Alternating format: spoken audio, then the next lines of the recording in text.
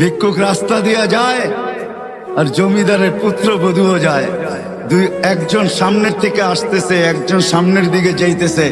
দুইজনের ক্রসিং এর সময় ভিক্ষুকের গায়ের কাদা জমিদারের পুত্রবধূর গায়ে লেগে গেছে। সে দুনিয়া আন্ধার করে ফেলছে, স্বামীকে ডাইকা নিয়ে আসছে, বলছে ভিক্ষুক আমার কাপড় নষ্ট করে দিছে। সে শুধু ভিক্ষুক ছিল না, বৃদ্ধ ছিল। বৃদ্ধ ছিল না শুধু, জীর্ণ ছিল, শীর্ণ ছিল, শরীরে কাপড় ছিল না, ফাটা চিরা কাপড় ছিল, পায়ে জুতা ছিল না, পেটে ভাত ছিল না। জমিদারের পুত্র সইতে পারে নাই, যৌবনী শক্তি সয় তো সয় কি কইরা?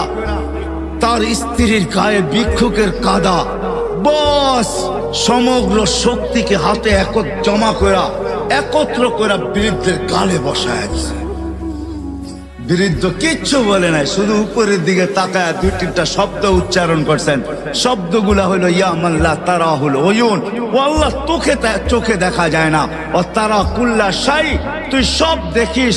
ফারা তারা মা বি, তুই কি দেখিস না আমার সাথে কি ঘটতেছে? এটা কি দেখিস না? বলতে দেরি যুবক, মরতে দেরি হয় না। জমিদার চলে আসছে, প্রতিশোধ নিবে। বৃদ্ধের একদিকে মুস্কি হাসি, একদিকে বলতেছে প্রেমের খেলা এমনই হয়। জিজ্ঞাসা করছে কিসের প্রেমের খেলা রে? বলছে ওর প্রেমিকার গায়ে আমার কাদা লাগছে, পায়ের কাদা লাগছে, ও সইতে পারে নাই। যৌবনী শক্তি দিয়ে আমার বৃদ্ধ গালে বসায় দিছে। আমাকেও একজন ভালোবাসে, সেও সইতে পারে না, সেও সইতে পারে না। ও তো থাপ্পড় দিয়া খেলতো, সে জান নিয়ে নিছে, জান।